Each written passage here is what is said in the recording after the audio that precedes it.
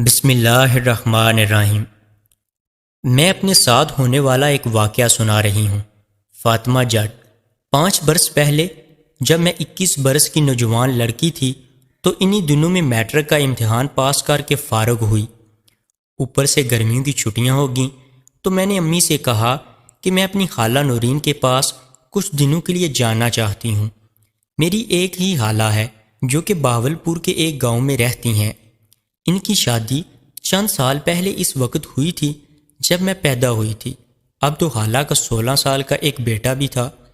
خیر کچھ دیر کی ضد کے بعد امی نے مجھے خالہ کے ہاں جانے کی اجازت دے دی اور بھائی مجھے خالہ کے ہاں چھوڑنے آ گیا، جو کہ اسی دن ہی مجھے وہاں چھوڑ واپس لوٹ آیا۔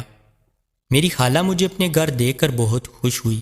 اس نے صاف کہہ دیا کہ اتنے عرصے بعد آئی ہو تب 1 مہینے سے پہلے واپس جانے نہیں دوں گی، بس آرام سے یہاں رہو۔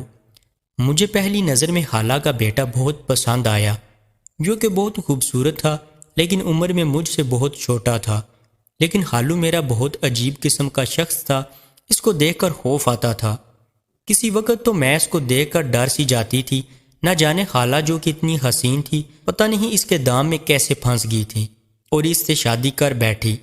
میری امی نے مجھے بتا رکھا تھا کہ آپ کے خالو نے گاؤں میں کچھ ایسے کام کر رکھے ہیں کہ انہیں خاندان کی خواتین منہ بھی نہیں لگاتی۔ ان کے کرتوتوں کی وجہ سے چونکہ گرمیاں تھیں اس لیے خالہ اور خالو رات کو چھت پر سوتے تھے اور میں اور سلمان نیچے صحن میں پنکھا چلا کر ہی چارپائی پر سو جایا کرتے تھے۔ سلمان میرے ساتھ کافی مانوس ہو گیا تھا۔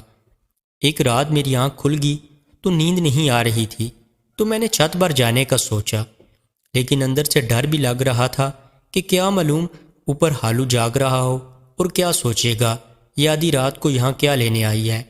میں آپ کو پہلے ہی بتا چکی ہوں کہ مجھے خالو کی شخصیت عجیب پرسرار سی لگی تھی۔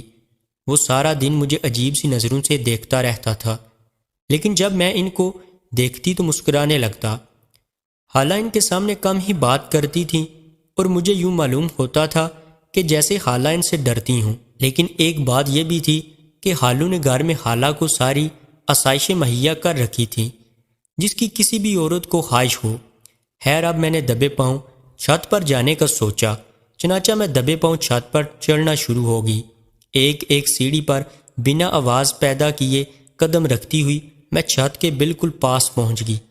میں جیسے ہی چھت کے قریب پہنچی میری کانوں میں کچھ عجیب سی آوازیں پڑ رہی تھیں، جیسے کوئی تکلیف سے کرا رہا ہو، جیسے کوئی حیوان گرا رہا ہو یا جیسے کوئی کسی چیز کو زور زور سے فرش پر رگڑ رہا ہو۔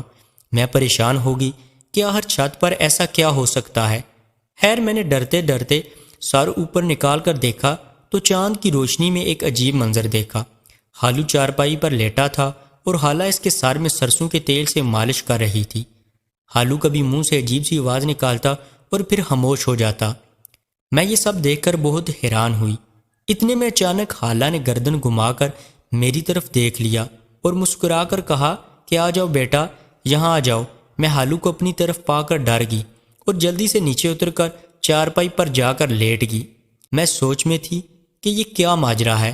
انہی سوچوں میں گم تھی کہ میں سو گئی اور جب صبح آنکھ کھلی تو خالہ کچن میں کام کر رہی تھی اور خالو گھر پر نہیں تھے۔